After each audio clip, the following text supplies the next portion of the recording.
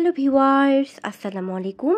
Share করব মুখে লেগে থাকার সাথে একদম পারফেক্টভাবে কড়ইশুঁটি বা মটরশুঁটির ফুলকো কচুরি। এই পদ্ধতিতে কচুরি তৈরি করলে প্রত্যেকটা কচুরি একদম পারফেক্টলি ফুলবে ফুটবলের মতো। একই সঙ্গে থাকছে আলুর দমের রেসিপি। তো ভিউয়ার্স, আজকে আপনারা একই সাথে আলুর দম এবং কড়ইশুঁটির পারফেক্ট কম্বাইনের দুটো রেসিপি পেয়ে যাবেন। তো ভিডিওটি না স্কিপ করে একদম শুরু থেকে শেষ পর্যন্ত ফুল রেসিপি দেখতে থাকুন। আশা করছি রেসিপি দুটো আপনাদের কাছে ভালো লাগবে। তো চলুন দেখে নেই রেসিপির জন্য কি কি লাগছে। প্রথমেই তৈরি করব আলুর দমের রেসিপি। আলুর দমের জন্য নিয়েছি মিডিয়াম সাইজের আলু। এবারে এই চামচ দিয়ে 2 চামচ পরিমাপ লবণ দিয়ে দিব। আলু সিদ্ধ করার সময় অবশ্যই লবণের পরিমাপটা একটু বেশি করে দিতে হবে, যেন সিদ্ধ হওয়ার সময় আলুর ভেতরে লবণটা ভালো মতো যেতে পারে। হাই ফ্লেমে আলুগুলোকে 60% সিদ্ধ করতে হবে, এর বেশি সিদ্ধ করার প্রয়োজন নেই। এ পর্যায়ে এলে চুলা থেকে নামিয়ে আলুর খোসা ছাড়িয়ে নিব।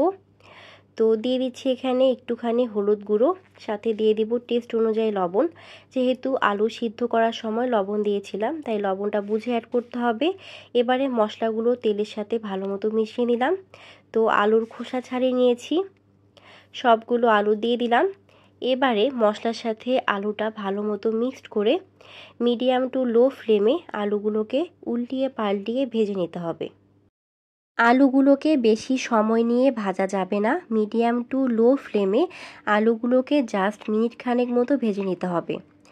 আলুর গায়ে যখন কালার আসতে শুরু করবে, ঠিক এরকম হবে ভাজাটা। তো এ পর্যায়ে এলে আলুগুলোকে নামিয়ে নিতে হবে। তো আশা করছি আপনারা দেখে বুঝে নিয়েছেন আলুগুলোকে ঠিক কতটুকু ভেজে নিতে হবে। জাস্ট 30% ভেজে নিতে হবে। তো এ পর্যায়ে সবগুলো আলু এখন আমি নামিয়ে নিব। এবারে দিয়ে দিচ্ছি এখানে 5 ফোড়ন, সাথে দিয়ে দিব এখানে শুকনো মরিচ, লং, দারুচিনি, সাদা এলাচ এবং তেজপাতা। আশা করছি আপনারা পরিমাপ দেখে বুঝে নিয়েছেন আমি কতটুকু মশলা নিয়েছি। মশলাগুলোকে জাস্ট কয়েক সেকেন্ড নেড়ে দিতে হবে, যেন মশলা থেকে মশলার অ্যারোমা তেলের সাথে ভালো মতো মিশে যেতে পারে। এ পর্যায়ে দিয়ে দিব এখানে পেঁয়াজ কুচি। আমি এখানে 2টা বড় সাইজের পেঁয়াজ একদম ছোট ছোট করে কেটে নিয়েছি। তো পেঁয়াজটাকে কিছুক্ষণ ভেজে নিতে হবে, যেন পেঁয়াজের কাঁচা স্মেল চলে যায়। পেঁয়াজ ভাজার এ পর্যায়ে এলে দিয়ে দিব এখানে আদা বাটা, রসুন বাটা। বাটা মশলা পেঁয়াজের সাথে ভালো মতো মিক্সড করে আরও কিছুক্ষণ ভেজে নিতে হবে, যেন মশলার কাঁচা স্মেলটা চলে যায়। তো এভাবে মশলাটা জাস্ট কিছুক্ষণ ভেজে নিতে হবে। মশলা ভাজার এ পর্যায়ে এলে দিয়ে দিব এখানে টমেটোর পেস্ট। আমি এখানে 2টো টমেটো ব্লেন্ডারে ব্লেন্ড করে নিয়েছি। তো এই টমেটোগুলো পেস্ট করার সময় পানির পরিমাপ বেশি দেওয়া যাবে না, জাস্ট 1 চামচ মতো দিলেই হবে। পানির পরিমাপ বেশি থাকলে এই মশলাটা কষাতেও কিন্তু সময় লাগবে। তো এবারে সবগুলো উপকরণ একসাথে ভালো মতো মিক্সড করে এটাকে আমি কিছুক্ষণ নেড়ে চেড়ে দিব।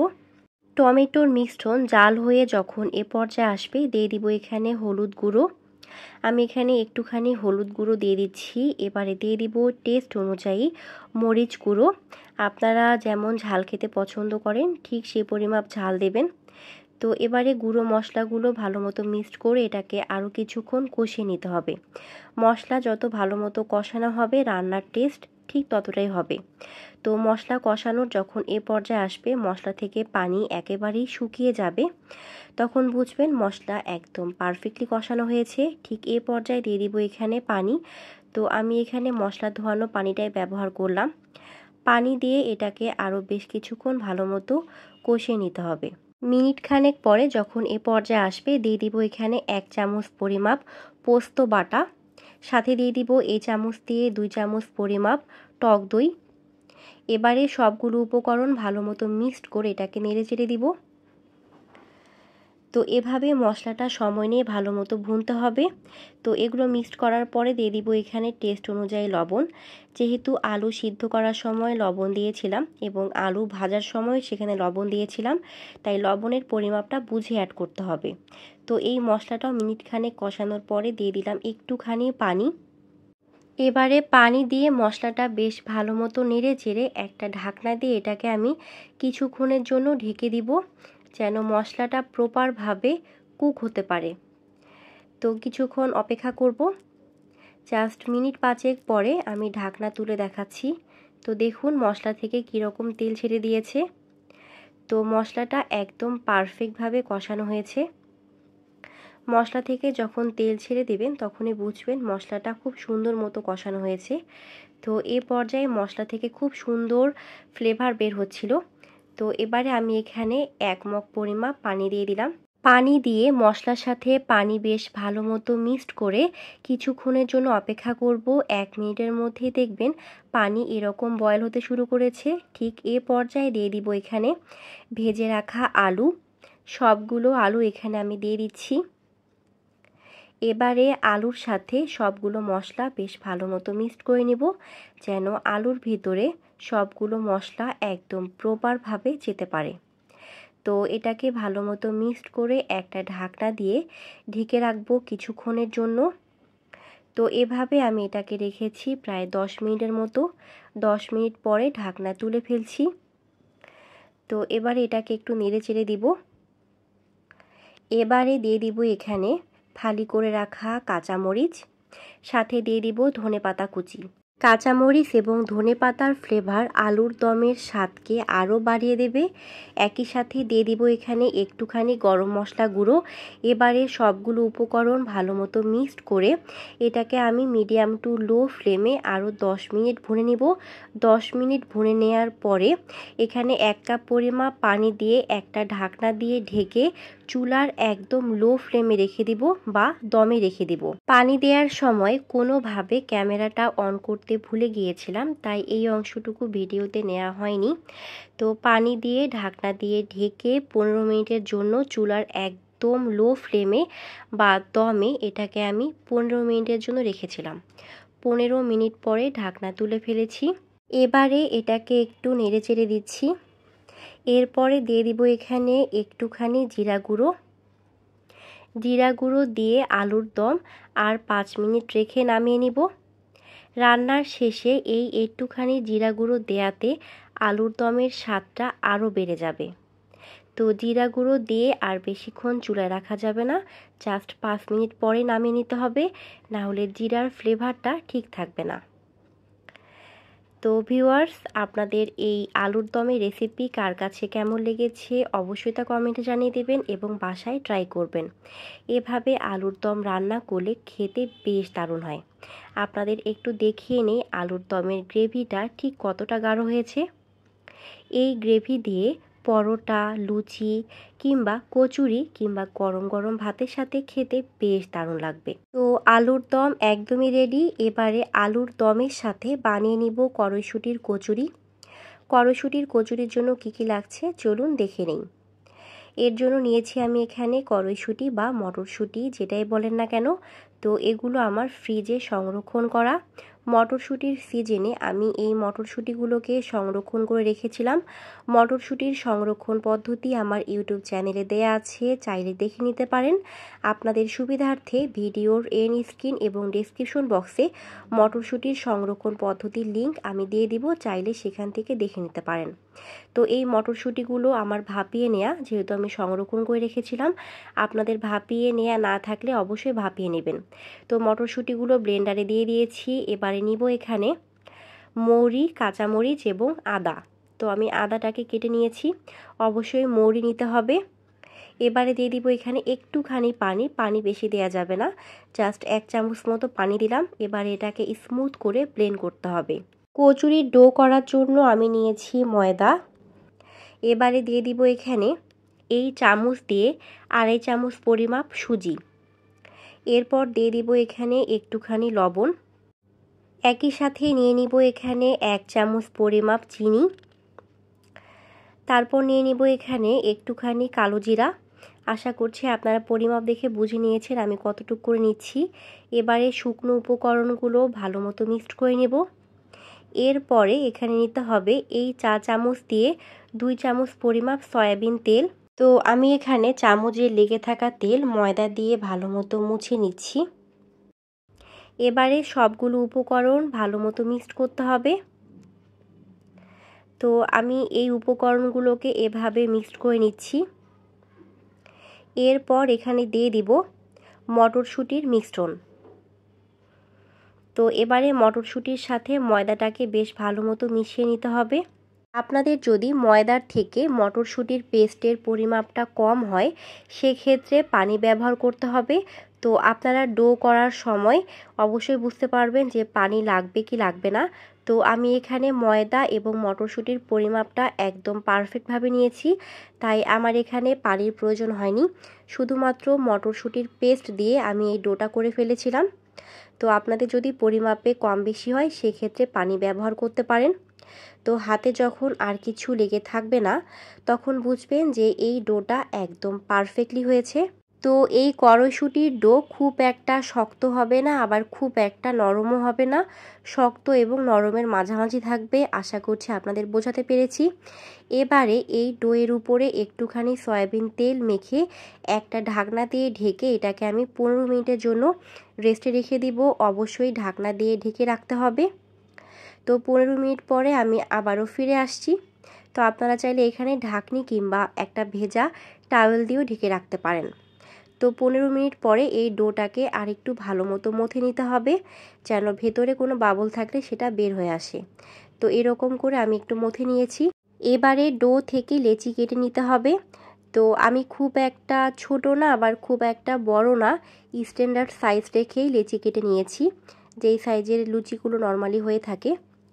তো এবারে এটাকে এরকম করে একটু চ্যাপটা করে নিতে হবে। তারপরে অল্প একটু ময়দা ছড়িয়ে দিয়ে বেলন দিয়ে বেলে নেব। তো আশা করছি আপনারা দেখে বুঝে নিয়েছেন আমি কিভাবে এই কচুরিগুলোকে তৈরি করছি। তো এভাবে ঘুরিয়ে ঘুরিয়ে বেলে নিতে হবে। তো এভাবে আমি একটা কচুরি বানিয়ে নিয়েছি। আপনাদের আরেকটা আমি কচুরি বানিয়ে দেখাচ্ছি কিভাবে বানাতে হবে। তো এই গোলটা একটু করে প্রেস করতে হবে, তারপরে উপরে ময়দা ছিটিয়ে দিতে হবে। তো আশা করছি আমার বলার থেকে আপনারা দেখে ভালো মতো বুঝে নিয়েছেন আমি কিভাবে কচুরিগুলোকে বানিয়ে নিচ্ছি। তো এভাবে আমি অফ ক্যামেরায় সবগুলো কচুরি বানিয়ে নিয়েছি। তো এই হচ্ছে বাকি বানানো কচুরিগুলো। তো এবারে যেটা করব, আমি এই ডো থেকে দুটো রুটি বানাবো। আপনারা যারা ডায়েটে আছেন, যারা তেলের খাবার খেতে খুব একটা পছন্দ করেন না, তো আপনারা এভাবে মটরশুঁটি বা কড়াইশুঁটি রুটি বানিয়ে খেতে পারেন। ডো করার প্রসেসিংটা একই, মানে আমি কচুরির জন্য যে ডো করেছিলাম সেই ডো থেকে একটু মোটা করে লেচি নিয়ে রুটি বানাচ্ছি। আমরা নর্মালি যেভাবে সাদা আটা রুটি তৈরি করি ঠিক সেভাবেই রুটি বানিয়ে নিচ্ছি। তো এই মটরশুঁটির কচুরির মতো রুটিটাও খেতে কিন্তু বেশ দারুণ হয়। তো এভাবে আমি রুটিটা বেলে নিলাম, আমরা নর্মালি যেভাবে রুটি বেলে নিই। তো যারা আপনারা তেলে ভাজা খাবার খেতে খুব একটা পছন্দ করেন না, এভাবে রুটি বানিয়ে নেবেন। এই রুটিটা খেতে জাস্ট অসাধারণ। তো এভাবে আমি দুটো রুটি বানিয়ে নিয়েছি। তো এবারে কচুরিগুলোকে ভেজে নিব। তেল একদম ভালো মতো গরম করে মিডিয়াম টু লো ফ্লেমে কচুরিগুলোকে ভেজে নিতে হবে। তো আমি একটা কচুরি তেলে ছেড়ে দিচ্ছি। কচুরি ভাজার একটা নিয়ম আছে, কচুরি হোক কিংবা পুরি হোক, তেলে দেওয়ার পরে খোন্তার সাহায্যে এরকম করে কচুরিটাকে ঘুরিয়ে দিতে হবে। তো এরকম করে ঘোরাবেন, দেখবেন কচুরিটা আস্তে আস্তে খুব সুন্দর মতো ফুলে উঠবে, একদম ফুটবলের মতো। আশা করছি আপনারা দেখে বুঝে নিয়েছেন আমি কিভাবে এই কাজটা করছি। তো আমি যে পদ্ধতিতে এই কচুরিগুলোকে বানিয়ে নিলাম সেম পদ্ধতি ফলো করে আপনারা অবশ্যই ট্রাই করবেন, দেখবেন প্রতিটা কচুরি ঠিক এরকমভাবে ফুলছে। তো এই কচুরিগুলো বানানোর সময় যখন এরকম করে ফুলছিল ভীষণই ভালো লাগছিল। যে কোনো রান্না যদি পারফেক্টভাবে করা হয় ভীষণই ভালো লাগে। তো এভাবে সবগুলো কচুরিকে ভেজে নিব, প্রতিটা কচুরি একদম পারফেক্টভাবে ফুলে উঠবে। তো দেখুন আমি আপনাদের আরেকটি কচুরি ভেজে দেখাচ্ছি। প্রতিটা কচুরি ঠিক এরকম করে ফুটবলের মতো ফুলে উঠবে। তো এভাবে কচুরিগুলোকে চার সাইড ঘুরিয়ে ভেজে নিতে হবে, তাহলে এগুলো ফুলে উঠবে। চার পাশ সমানভাবে ফুলবে। অনেক সময় দেখা যায় এক সাইড ফুলে বাকি সাইডগুলো ফুলে না। তো এই হচ্ছে কড়াইশুঁটির ফুলকো কচুরি। আশা করছি এই কড়াইশুঁটির কচুরি রেসিপিও আপনাদের সকলের কাছে ভীষণই ভালো লেগেছে। অবশ্যই বাসায় একবার হলো ট্রাই করবেন, এটা কিন্তু খেতে বেশ দারুণ হয়। মূলত আলুর দম, কড়াইশুঁটির কচুরি এটা ইন্ডিয়ান খাবার। তো আরও একটা পপুলার ইন্ডিয়ান খাবার হচ্ছে ছোলা ভাটুরা। আমার চ্যানেলে অলরেডি আমি ছোলা ভাটুরা রেসিপি শেয়ার করেছি, চাইলে দেখে নিতে পারেন। আপনাদের সুবিধার্থে ভিডিওর এন্ড স্ক্রিন এবং ডেসক্রিপশন বক্সে লিঙ্ক দেয়া থাকবে, চাইলে সেখান থেকেও দেখে নিতে পারেন। এই খাবারগুলো খেতে বেশ দারুণ লাগে। আপনারা ডিনার কিংবা বিকালের নাস্তা কিংবা সকালের নাস্তায় এই খাবারগুলো ইজিলি বানিয়ে খেতে পারেন। এগুলো বানানো যেমন সহজ, খেতেও দারুণ টেস্টি হয়। সবগুলো মেজারমেন্ট ঠিকঠাক রাখলেই পারফেক্টভাবে আপনারা এই কড়াইশুঁটির কচুরি পেয়ে যাবেন। এই কড়াইশুঁটির কচুরির সাথে আমি রেখেছি সালাদ। তো আমি এখানে নিয়েছি শসা এবং কাঁচামরিচ কুচি, সাথে দিলাম 1 চামচ পরিমাপ চিনি, দিয়ে দিলাম 2 চামচ টক দই। এবারে দিয়ে দিব এখানে একটুখানি বিট লবণ। এবারে সবগুলো উপকরণ একসাথে ভালো মতো মিক্সড করে নেব।